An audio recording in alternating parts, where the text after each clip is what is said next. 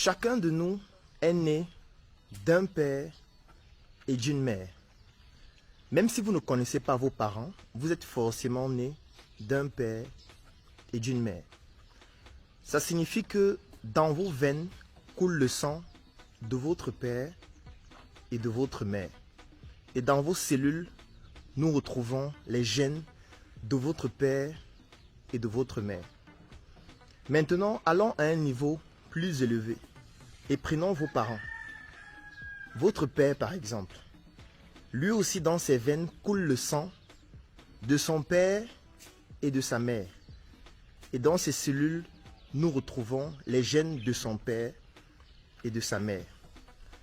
Le père de votre père et la mère de votre père représentent vos grands-parents paternels. Prenons le cas de votre mère. Dans ses veines coule le sang de son père et de sa mère. Et dans ses cellules, on retrouve les gènes de son père et de sa mère. Ça signifie que votre mère avait ses parents qui représentent vos grands-parents maternels et elle porte en elle le sang et les gènes de vos grands-parents maternels. Ça signifie que vous aujourd'hui, vous portez non seulement le sang et les gènes de votre père et de votre mère, mais aussi le sang et les gènes de vos grands-pères maternels, ou plutôt de vos grands-parents maternels et de vos grands-parents paternels. Et on peut remonter à un niveau plus élevé. On peut prendre les parents de vos grands-parents paternels et les parents de vos grands-parents maternels. On peut remonter comme ça à 5 générations, 10 générations, 50 générations, 100 générations.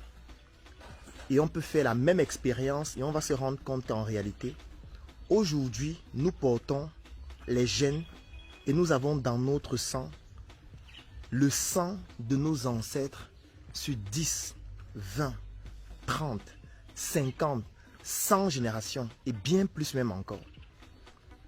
Si on décidait dans un quartier de l'Afrique comme le Cameroun de faire cet exercice pour chacun des citoyens, on devait faire une découverte très simple. On devait se rendre compte que nous sommes tous des frères et sœurs, directement ou indirectement. Parce que lorsqu'on devait monter à 5 générations, 10 générations, 20 générations, 50 générations, on devait se rendre compte qu'on a des ancêtres communs, qu'on a des arrière-grands-pères communs, qu'on a des personnes qui ont vécu ensemble de manière commune et qu'aujourd'hui nous sommes juste la résultante de ce mixage qui s'est produit 20 ans, 50 ans, 100 ans, 1000 ans avant nous. Si on avait ces notions de base, on ne parlerait pas de tribalisme. On ne parlerait pas du fait que je suis Bamileke, je suis du sud, je suis Béti, je suis Douala, je suis Bassa. On ne parlerait pas de cette façon. Parce que nous sommes tous des frères. Ce n'est pas notre choix. C'est notre sang et nos gènes qui vibrent au rythme de nos ancêtres. Ce n'est pas nous qui avons choisi ça. Ça veut dire qu'en réalité, nos ancêtres ont une influence sur nous, qu'on le veuille ou pas. Parce que dans notre sang, nous avons tout ce qui provient de nos ancêtres. Parce que dans nos veines, le sang qui coule provient aussi de nos ancêtres. Parce que dans nos cellules, nous avons les gènes de nos ancêtres. Ça veut dire que nos ancêtres, directement ou indirectement, ont une influence sur nous. Que nous soyons d'accord avec eux ou pas. Que nous puissions les connaître ou pas. C'est d'ailleurs pour cette raison que nos ancêtres pratiquaient le culte des ancêtres. Parce que nos ancêtres savaient qu'en réalité, leurs ancêtres ont une influence profonde sur eux, du fait de leur lignée. C'est pour ça que dans toutes les familles, on faisait toujours l'arbre généalogique. Et je vous propose et je vous recommande de toujours le faire pour savoir d'où vous venez. Les autres pratiquaient le culte des ancêtres parce qu'ils savaient que les ancêtres ont une influence sur nous. C'est ce qui est pratiqué par tous les autres. Je veux dire, la religion catholique, allons même du principe que toutes les personnes dont on parle dans la Bible ont existé. Ça veut dire que la religion catholique pratiquent aussi le culte des ancêtres, du moins toutes les religions.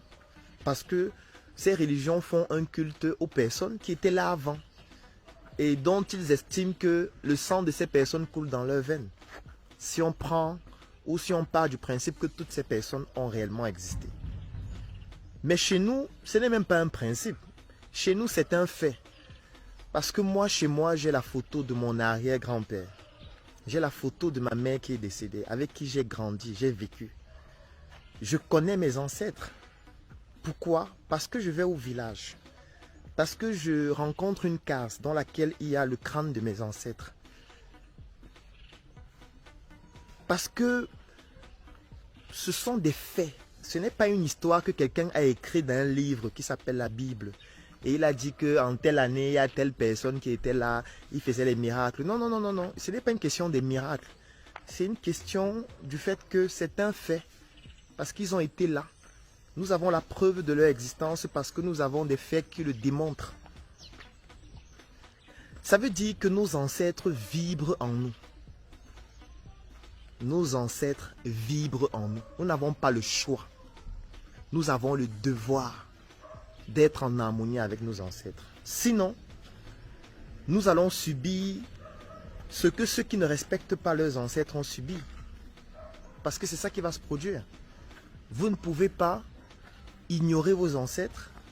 Vous ne pouvez pas narguer vos ancêtres.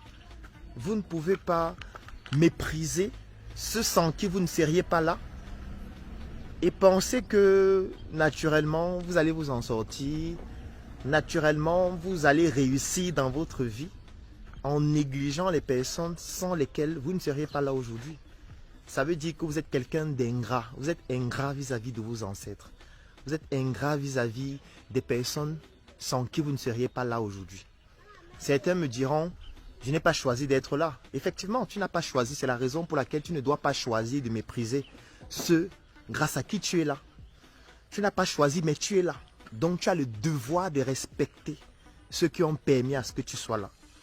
Même si tu es en conflit avec tes parents, même si tu es en conflit avec ta famille, tu ne peux pas ouvrir tes veines et vider ton sang pour le changer avec le sang de Jésus, pour le changer avec le sang de Marie, pour le changer avec le sang de Allah. Tu ne peux pas le faire. Ça veut dire qu'importe tes conflits au quotidien, la réalité brutale que personne ne peut changer, c'est que dans tes veines coule le sang de tes ancêtres et dans tes cellules se retrouvent les gènes de tes ancêtres. Ça veut dire qu'il y a beaucoup de personnes qui ne se rendent pas compte qu'ils ont des comportements ou qu'elles ont des comportements, ces personnes aujourd'hui, qui correspondent à leurs ancêtres. Il y a des gens aujourd'hui qui expriment des attitudes qui découlent de leurs ancêtres sur 5, 10, 15, 20 générations. Parce que dans vos cellules, vous avez les gènes de vos ancêtres. Dans votre ADN, vous avez une partie des brins de vos ancêtres. Donc, vous ne pouvez pas négliger l'influence que vos ancêtres ont sur vous, ont sur nous. C'est de ça qu'il s'agit. Comment vous comptez vous en sortir, réussir, être en harmonie d'abord avec vous-même, si vous n'êtes pas en harmonie avec les personnes dont les gènes vibrent en vous, dont le patrimoine vibre en vous, dont le sang coule dans vos veines. Surtout qu'il y a des phénomènes qui se produisent dans votre organisme que vous ne contrôlez pas. C'est vous qui contrôlez le fait que votre cœur bat. Vous pouvez décider de faire en sorte que votre cœur arrête de battre maintenant. Vous pouvez le faire. Vous pouvez décider de faire en sorte que vos globules blancs arrêtent de combattre les microbes qui entrent dans votre organisme plusieurs fois par jour. C'est vous qui déterminez comment votre système immunitaire fonctionne. Je veux dire, vous avez une toute petite influence dessus par rapport à votre activité physique, comme je suis en train de le faire actuellement, par rapport à votre alimentation, par rapport à votre comportement, par rapport à votre hygiène, ou alors sur le plan diététique, sur le plan nutritionnel. Mais c'est une toute petite influence. En réalité, lorsque vous êtes né avec un patrimoine sur le plan de votre système immunitaire qui ne dépend pas seulement de vous, qui ne fonctionne pas selon votre humeur, parce qu'il dérive de vos parents, eux aussi qui ont hérité ça de leurs parents, ainsi de suite, jusqu'à 10, 15, 20 générations. Donc vous ne pouvez pas prétendre aujourd'hui vous en sortir sans prendre en considération le patrimoine que vous avez en vous qui découle de vos ancêtres. Il n'y a pas de prétention avec le patrimoine que vous avez. Si vous êtes prétentieux vis-à-vis de vos ancêtres, eux aussi, ils vont mépriser qui vous êtes. Et leur mépris vis-à-vis de votre personne se manifeste par des choses graves. Ça se manifeste par des syndromes psychologiques. Ça se manifeste par le fait que vous pouvez avoir un trouble de la personnalité. Ça se manifeste par le fait que vous pouvez être déséquilibré, désorienté, souffrir de bipolarité, de schizophrénie et de tout ce que vous pouvez imaginer. Vous pensez que nos ancêtres prenaient en charge les patients qui souffraient de troubles psychologiques comment? En leur donnant des médicaments, des comprimés à boire? Pas toujours. Ils avaient compris que le fait d'être en harmonie avec ses ancêtres parfois permet de résoudre la plupart des problèmes que nous rencontrons. Aujourd'hui, nous devons comprendre que pour nous en sortir, nous devons être en harmonie avec nos ancêtres. Parce que si nous sommes en harmonie avec nos ancêtres, on n'aura plus besoin de venir nous enseigner que nous devons aimer notre frère comme nous-mêmes. Parce qu'en réalité, nos ancêtres sont aussi les ancêtres de nos frères qui sont à côté de nous, qui sont de l'ouest, qui sont du sud, qui sont du centre, qui sont du littoral, qui sont du nord, etc. Qui sont d'autres quartiers de l'Afrique. Donc ça va devenir quelque chose de naturel et de normal d'être en harmonie avec mon frère, parce que si je suis en harmonie avec mes ancêtres et partant du principe que nous avons des ancêtres communs, si on monte à 100, 200, 500 générations, ça veut dire que je dois être en harmonie avec mon prochain. Nos ancêtres n'ont pas eu besoin de lire ça dans la Bible pour le comprendre. Non. Nos ancêtres le comprenaient parce qu'ils respectaient un principe divin de la nature, c'est-à-dire d'être en harmonie avec nos ancêtres. Cette vidéo a pour but de vous faire comprendre que vous devez apprendre à connaître vos ancêtres. Prenez un document, mettez votre nom. Ensuite, vous commencez à mettre des branches. Mon père s'appelait qui? Ma mère s'appelait qui? Le père de mon père s'appelait qui? La mère de mon père s'appelait qui? Le père de ma mère s'appelait qui? La mère de ma mère s'appelait qui? Remontez au nombre de générations que vous pouvez pour savoir d'où vous venez. Si vous ne connaissez pas vos parents, si vous n'avez jamais connu vos parents, peut-être parce que vous êtes né dans une situation dramatique, il n'est pas tard. Vous pouvez le faire en menant des recherches ou vous pouvez aider d'autres personnes à le faire. Parce que tôt ou tard, vous allez remonter jusqu'à comprendre ce qu'avaient vécu vos ancêtres. Documentez-vous, essayez de comprendre l'histoire de vos ancêtres, ce qu'ils avaient vécu. Où est-ce qu'ils avaient grandi? Comment est-ce qu'ils sont morts? Et là, vous allez comprendre la beauté de la nature et la beauté de l'environnement dans lequel nous vivons et qui est jonché par des informations extraordinaires, exclusives, qui vont vous permettre de mieux vous connaître et de mieux vous comprendre. Rendez-vous demain pour une nouvelle chronique matinale.